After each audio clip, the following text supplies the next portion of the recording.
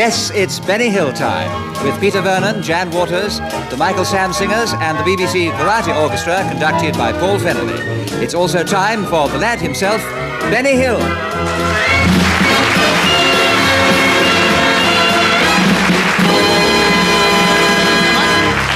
I'm sure that not many people realise the hard work that goes into finding out just what kind of shows you, the listeners, enjoy. So earlier this week, Peter Vernon went along to the BBC Audience Research Department to find out just how this is done.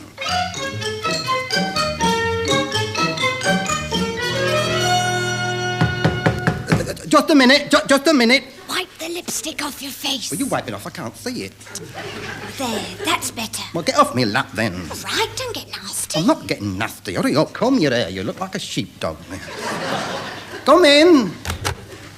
Ah, Mr. Scuttle? That is right, sir. And this is my girl, my secretary. Oh, hello. So this is where you find out what people like. That is so, sir. I know what he likes. Thank you, Miss Gooseends. That will be all. You may leave us now. All right, then. Don't forget your shoes. You can put them on outside. Now, Mr. Scuttle. You must forgive us, sir. She's had a very hard day. Yes, of course. Well, now, Mr. Scuttle, radio caters to millions of people every week. And to ascertain the size and tastes of this vast unseen audience must be a major problem. How do you go about it? Well, sir, as you have just said, out there listening to us is a fast and obscene audience. Most of them, sir, are broken down. Broken down? They are broken down into categories, you see, sir. We break them down to categories according to their likes and dislikes. Oh, you go and ask them? Well, not necessarily, sir. I mean, you see, to a certain extent, we work on assumption. Assumption? Yeah, well, so we assume that women like woman's hour, that workers like workers' playtime, that chambermaids like chamber music. Personally, it drives me potty, sir, but there's no account of the taste, you see. Well, now, how many listeners would you say there are in this country? We estimate that there are 59 million listeners in Great Britain. But the entire population's only 50 million. Some listen more than others. I see. I suppose you use highly skilled investigators for this job. Oh, yes, sir. They must be able to interview people anywhere at any time, so they must really be able to talk to them man to man, sir, like in their own language, you see. So they're expected to interview them in the vernacular. If that is where they are, sir, that's where they will interview. They may have to shout, but they will get through. Oh, now I see there's a very impressive-looking graph behind you on the wall. What exactly does it show? That graph shows the number of listeners we interviewed last week. There seems to be a very sharp rise around Thursday. How do you explain that? That is my secretary, Miss Gooseends, sir. You see, she was making up the graph down here, you see, and sort of running her pencil along the wall, whilst bending down and walking backwards at the same time. When, sir, I accidentally and inadvertently bumped into her, sir. And that, sir, accounts for that sharp rise around Thursday. No, I see, yes, of course. Well, now, while I'm here, I thought I might make a few inquiries about the Benny Hill show. Who, sir? Benny Hill. Benny. Is he religious? Well, I don't know much about his private life. No, I mean, sir, is he religious talk, sir? And so what section does he come under? Schools, women's programmes, factual programmes? He's a comedian. He's very funny. Oh, fiction, sir, yes. Right, let's have... Oh, don't say anything down here, sir. Oh, wait a minute, sir. Is he the one who does the folk song, sir? Yes. He's in the Harvest of Love, meh. That one. Oh, yeah, he does like different voices, doesn't he? Yes. Oh, I know him, sir. He's rotten.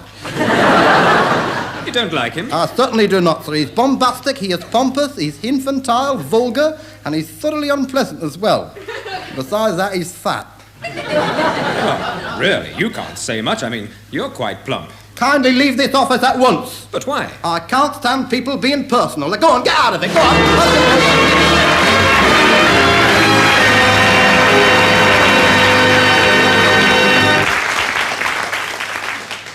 Some of the finest art galleries in the world are to be found in London.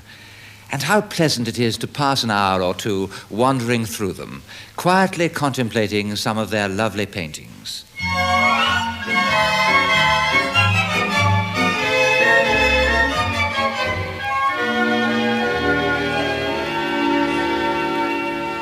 Harry, when you said we was going to the pictures, I thought you meant we was going to the Regal, not coming here to an art gallery. Just a minute, Lofty, don't talk for a bit.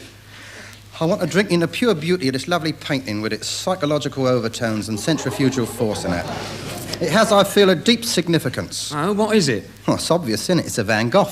Ah, who painted it? Van Gogh. Ain't you ever heard of Van Gogh? No, who's he? Oh, he was a famous Dutch painter at a flamenco school. He was, like, very highly strung and sensitive, rather like what I am, you know. And he had this bird he fancied, and she went off with some other bloke. So you know what he done? No. He cut off his ear and sent it to her. Well, what'd he do that for? Oh, I don't know. Perhaps he wanted to hear from her. Oh, they're very temperamental painters are. Well, how do you know so much about it, then? Well, through when I was a window cleaner. What's that got to do with it? I used to do a painter's window. Ah. Hey, Harry, Yeah? did this painter, use models? Oh, yeah. Did you see any of them? Oh, yeah. Did you fancy any of them? The girls I did, not the wet fish. Yeah, Harry, did you ever see any of these girls in the All Together? Yeah, 4 of them. What, 4 of them? Starkers? No, in the all together. They was together in the all.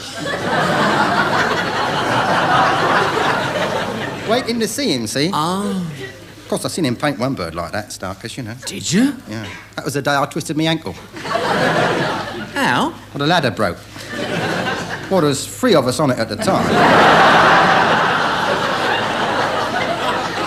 Oh, look, Lofty, ain't that painting fascinating? That's got hidden depths, that has. I think it's upside down. No, it's a Picasso. He's always looked like that. It says here he painted that during his blue period. Yeah, you can see he weren't happy when he done it. Now that one's better. What one? That girl there, sitting in the snow. She looks cheeky, don't she? Yeah, who done it? Let's have a look here. Botticelli.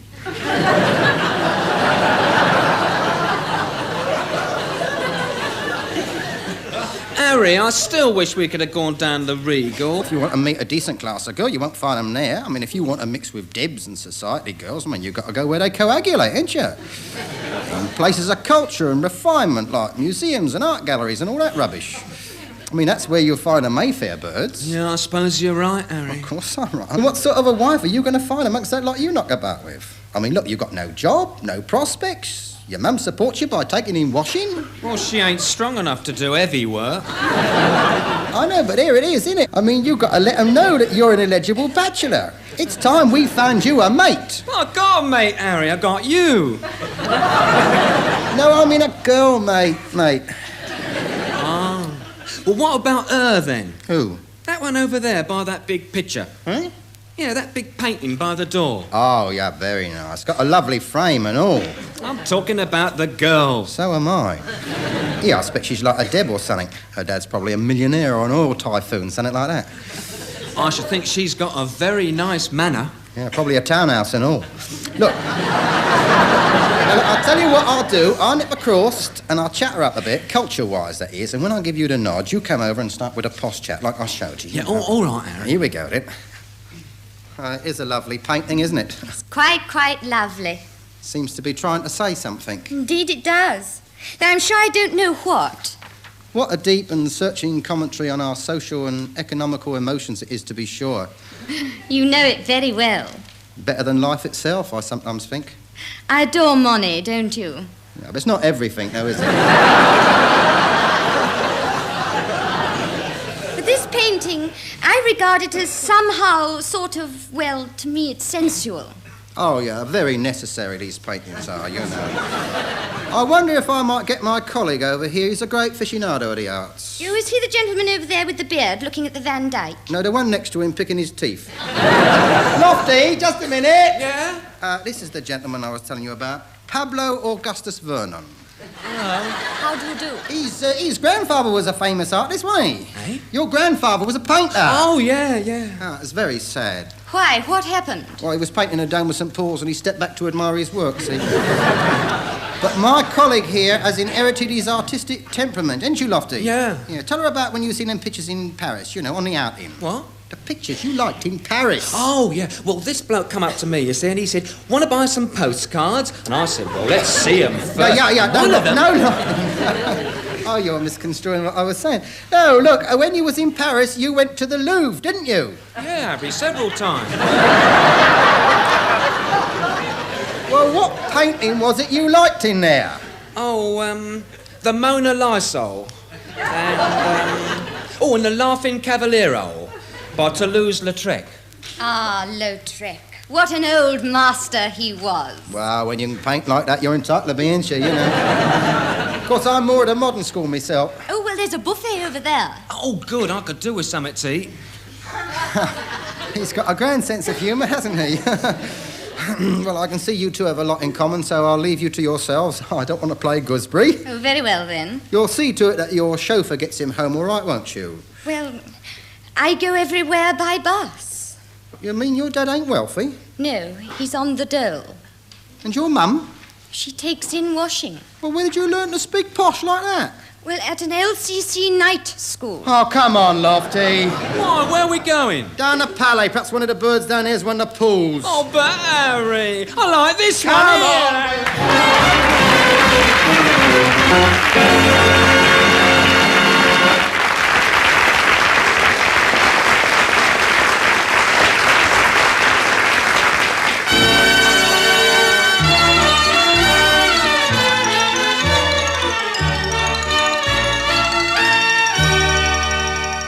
Once again, it's time for Benny Go Round. And here to introduce it is Peter Vague.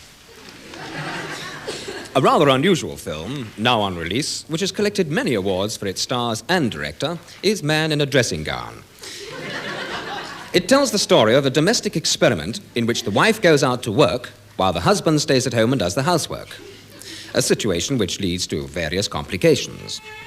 Well, here is a short extract from the film which stars Jan Sims and Dirk Hill.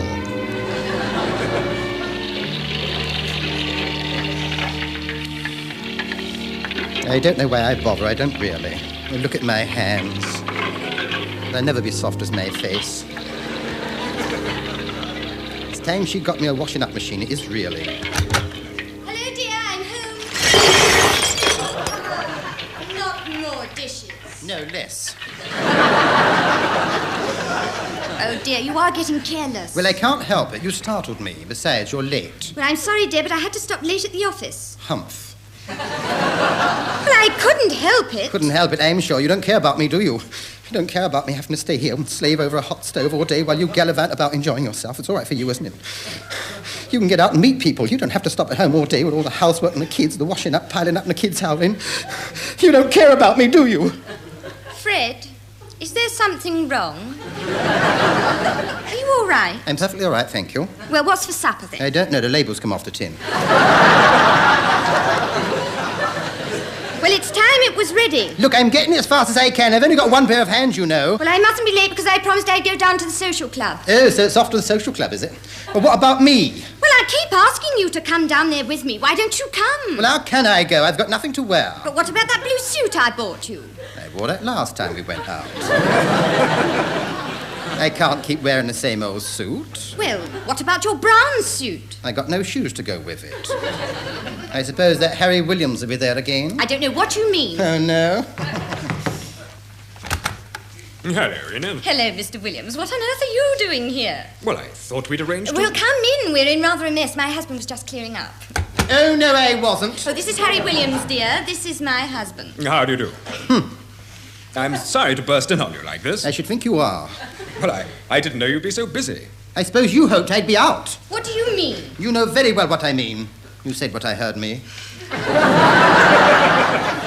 I know what's been going on. I'm not blind, you know. I don't know what you're talking about. No, you wouldn't, would you? Oh, I'm terribly sorry. I must apologize. That's right. You apologize for me.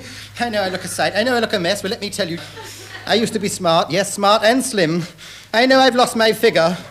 But I've had 3 kids, you know. Well, I only popped in to ask if your wife wanted a ride in my new car. Then I suppose you better go off with him, then. But, Fred, you're making a big mistake. Not half as big a mistake as you'll make if you go with him in that car of his. But my wife's with me. She's waiting in the car. You can come and see for yourself. In that case, you better not keep them waiting. Are you coming, Enid? No. I'll see you both down there. Oh, very well, then. Good night, Mr. Brown. I'm sorry. What's got into you, Fred? I don't know. I'm overwrought and listless. I keep getting them hot flushes. Oh, I've had a terrible day. Well, in that case, I won't go. You can go if you want to. No, look, dear. I'll tell you what. Open that bottle of sherry and we'll have a quiet evening at home, just the two of us. Just you and me sitting comfortably together by the fire, like this. Darling. Yes. There's just a few things missing, aren't there? Are there, dear? What? The pipe and slippers. Oh, of course, the pipe and slippers. I quite forgot all about them. Well, hang on, love. I'll go and get them for you.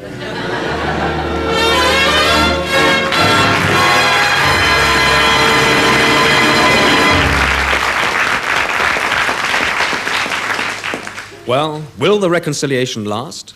To find out, see IOU's latest release, Man in a Dressing Gown.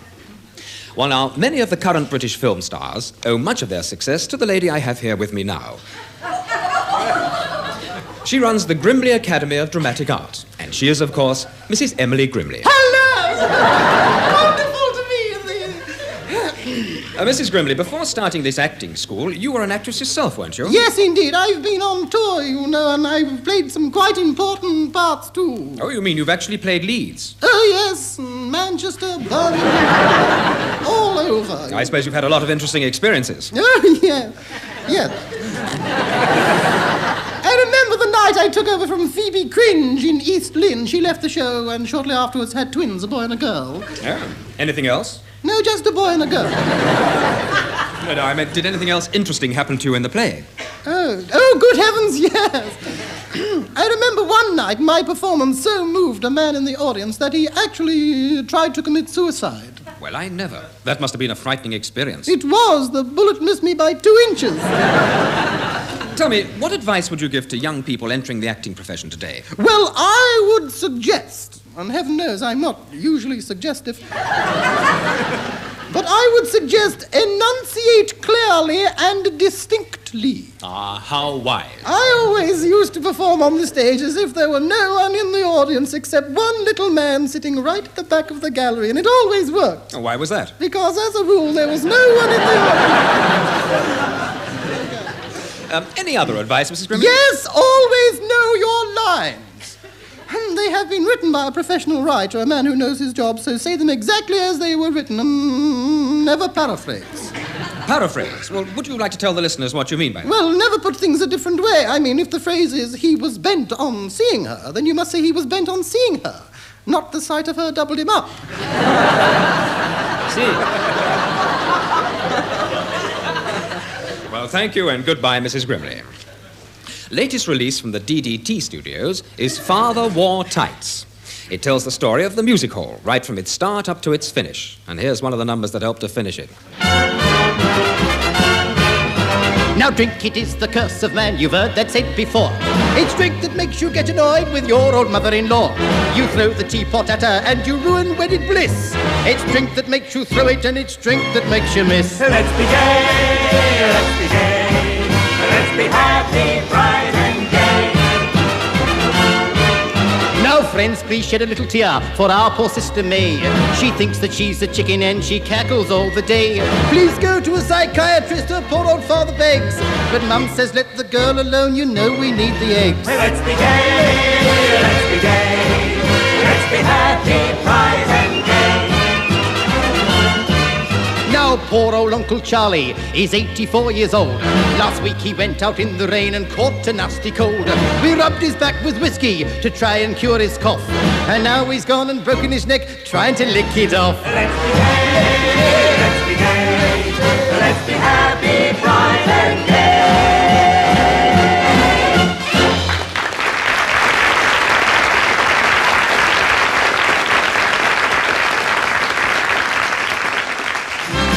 It's Benny Hill time, Benny Hill time.